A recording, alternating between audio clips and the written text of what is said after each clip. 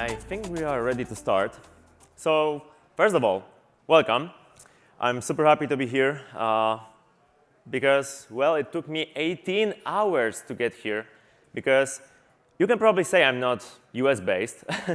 And I will tell you a couple of words about myself in a minute. But first, I want to tell you a couple of words about what will be the topic of this presentation. So I'm going to talk about library I co-create, which allows you to build live activities and widgets in React Native with no native code changes. So my name is Szymon or Szymon, if you are brave enough to try to pronounce that. And I work at Callstack as React Native expert. Basically, my day-to-day work includes working on many open source projects. I created a couple of them. One of them is, for example, Rosenite. Maybe there are people using Rosenite in their day-to-day work. It's basically a way to extend built-in React Native DevTools with custom panels. So you can have, for example, Tanstack Query DevTools included in the built-in React Native DevTools. I also built Harness, which is a way to run your tests, which are built in JavaScript, on a real device inside of a real React Native application. So you can access all the native protocols available in your application. And then, last but not least, we have, which is the topic of this presentation. So the story of Voltra started with this tweet from Saul Sharma. So basically, he thought that there must be a way to drive live activities and widgets with JavaScript. And he created some, let's say, POC and sneak peeked it on X. But then he struggled to finish it, basically. So we, as Callstack, we reached out to him to basically offer him our help. And that's how Voltra was born. Right now, you can download it from NPM. You can use it in your projects. It supports both iOS and Android, so you can create live activities and widgets for iOS and widgets for Android. You can have them updated remotely via push notifications or, for example, by pulling data via HTTP queries. And there are no manual code changes needed. You simply use expo config plugin provided by Voltra, and then it's basically working out of the box. So to use Voltra, you just need to install it, like favorite package manager you like. Then you need to add the Voltra plugin to your app.json config. And then, well, you are good to go as long as you call prebuild. Because at this point, you can write, well, components looking like React Native. Because if you look at this snippet, it's basically React Native. Like, there's a difference. Because we are not using normal views. We are using Voltra HStack, for example. The pattern there is that Voltra basically gives you access to native primitives of given platform. So for Swift, for iOS, it will be basically HStack, VStack, text, and other things like this. But if you look closely at the style property, the value is omitted because it will make the snippet long. But you can trust me, this is normal style sheet object you use in your React Native apps. So technically, there's nothing you need to learn to use Voltra. You can just use your knowledge of React Native. Then the next nice feature of Voltra, especially when it comes to live activities, is that if you change something, it will be automatically updated on the native side. So basically, we have hot reload for live activities, which is not the case with native code. And all of this can seem magical, like thousands of lines of code, like, I don't know, months of work. But in reality, it's basically clever engineering. Like, we took a couple of components that already exist in the ecosystem. We took React, some patterns from React Native. We took native frameworks. And in the end, we had to create this glue, this custom renderer, which will combine all these pieces together. And the idea for this presentation is to go through the process of creating Voltra yourself. Step by step, we will revisit all the problems I had and Saul had while working on this project. So let's start with some requirements. First of all, we want to transform JSX, JavaScript, into native UI. We will focus on Swift for this presentation. And we need to support dynamic island. Why? Because Apple forces you to do so. If you start live activity, you need to provide variants of your UI to be presented in the dynamic island space, because if you don't, well, it will be just black space. We cannot force users to do rebuilds, or we cannot force users to use any userland Swift. No native code. That's the rule. And the last part, we need to support remote updates, because if we treat the app as a single source of truth, then basically if the app is dead, our live activity is also dead. So we need alternative. First, we need to talk about React and how we build our applications with React. And the most important thing is that we build our applications as trees. So we have the root node, we have some custom components we write, and then at the bottom, we have host elements, host components, which are primitives of given platform. So we can say that React is basically converting our custom elements, custom components we write, into some kind of, let's say, representation, including only host elements, those primitives of given platform.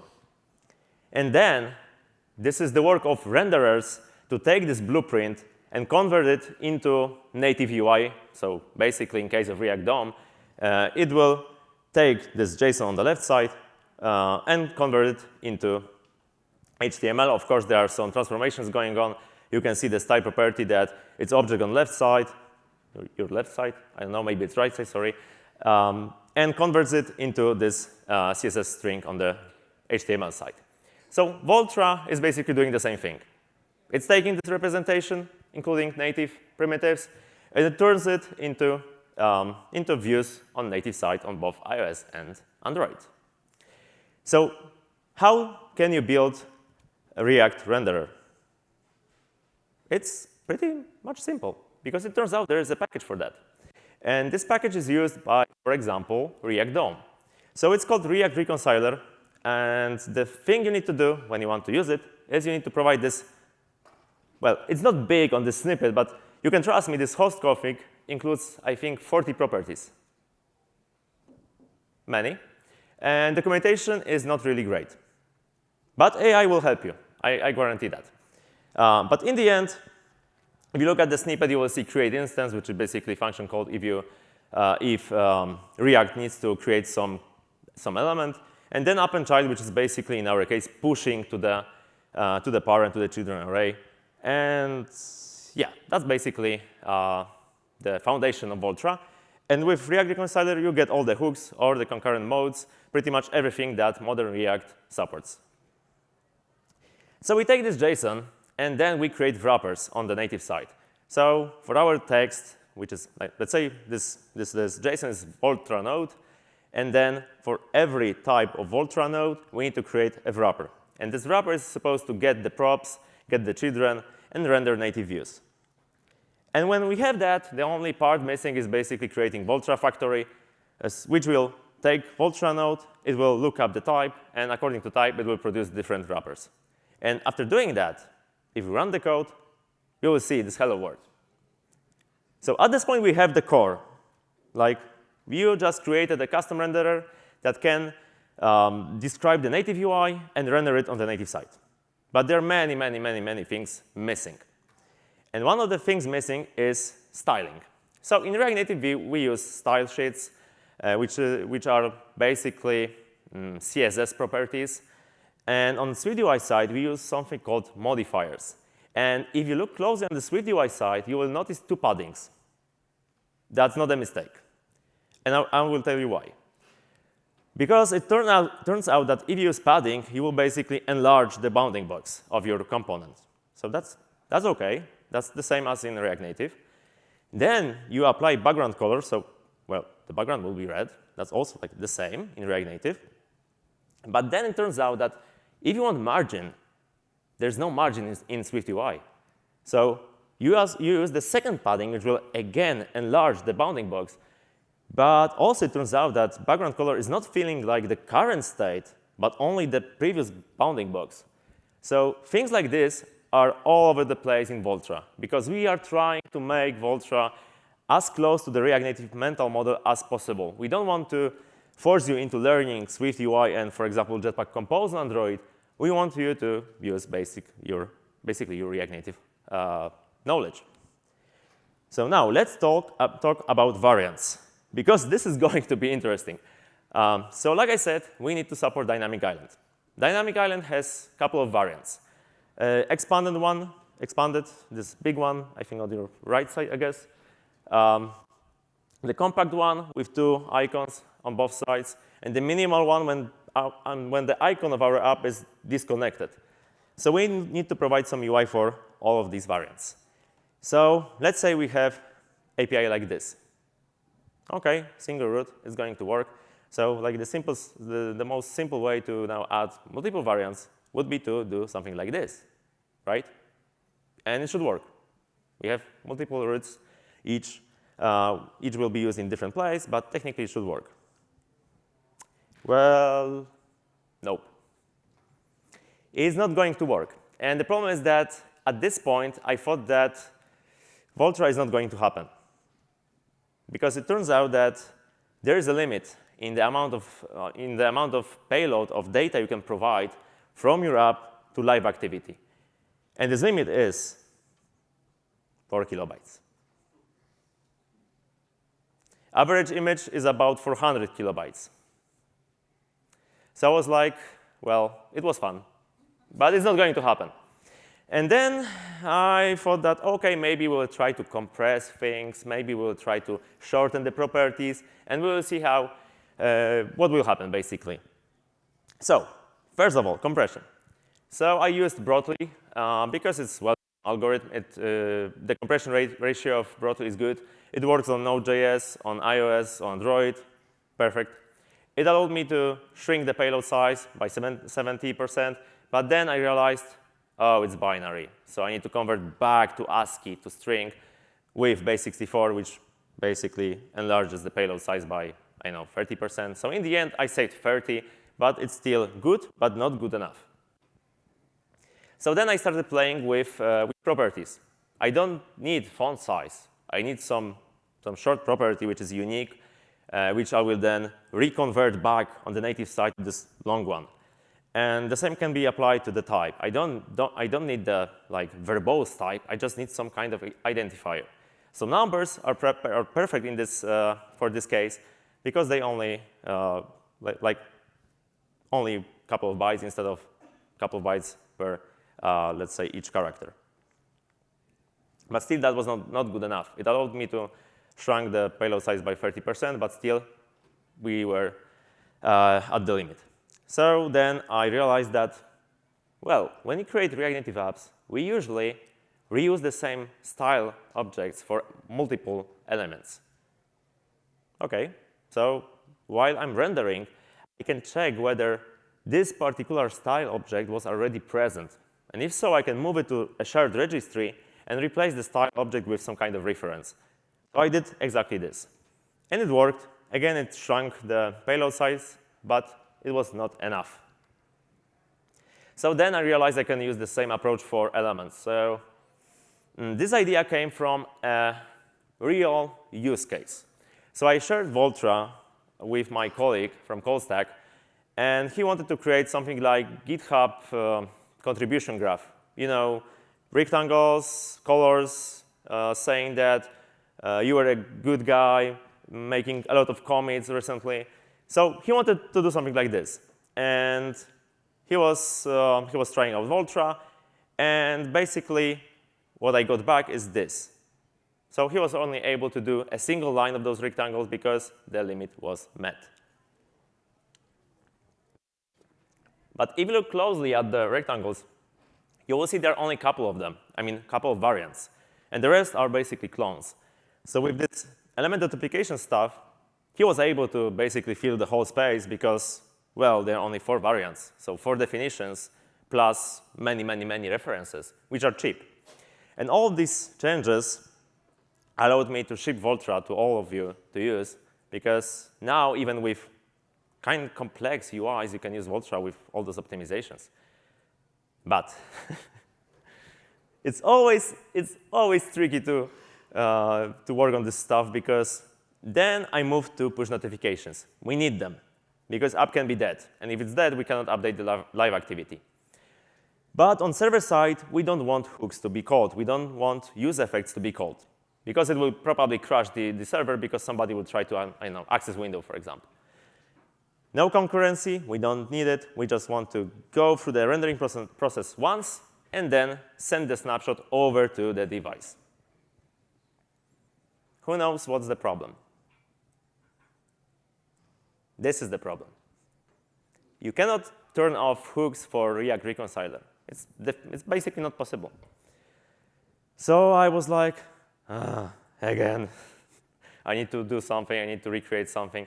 And it turns out that if you go to React DOM, to the source code, you will notice that there are two renderers inside of it. One is for the client side, which is based on React Reconciler. And the second one is a completely different one written from scratch. So I did the same. I rewrote Voltra to basically use, let's say, homemade renderer.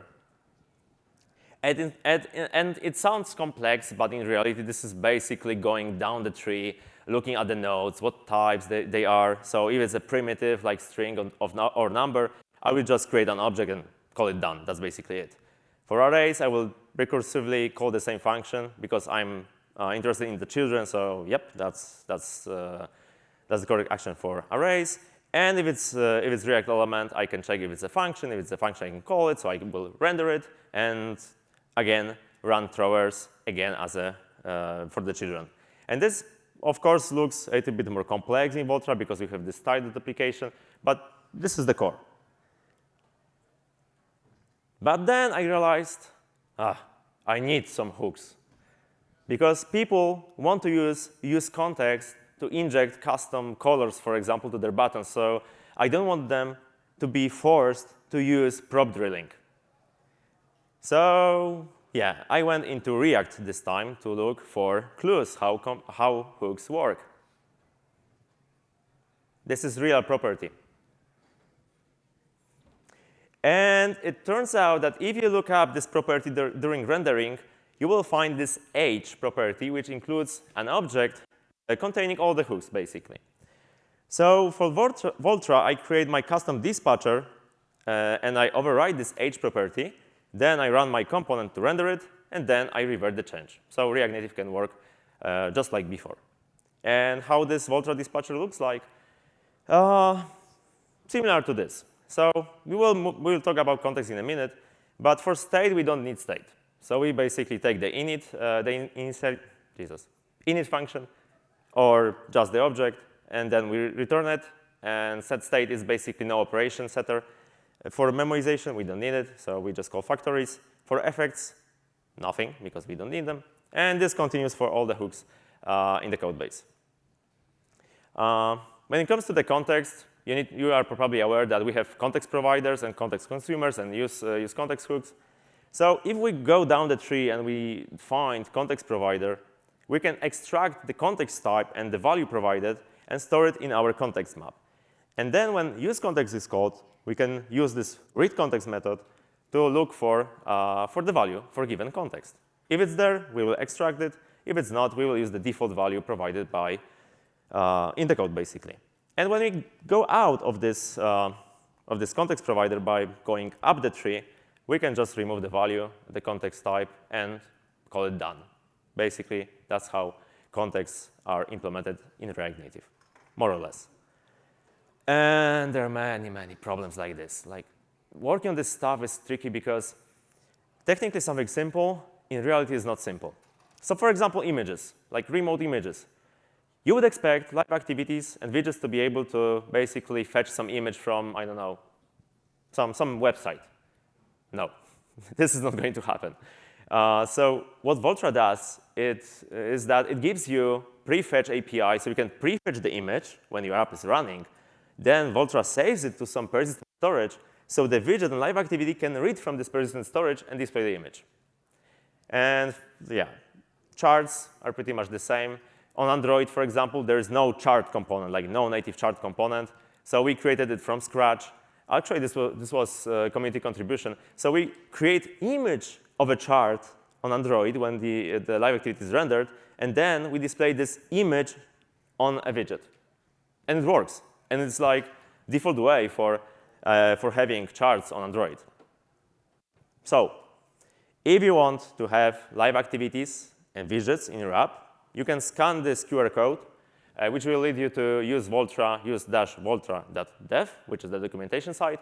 You will find all the things you need in there. And if you want to contribute, then you can contribute. I will be very happy to see your contributions. If you want to follow me on X, there is my handle. I always post stuff about, well, I always post stuff about stuff I work on. Yeah, something like that. So, yep, you will find my handle here.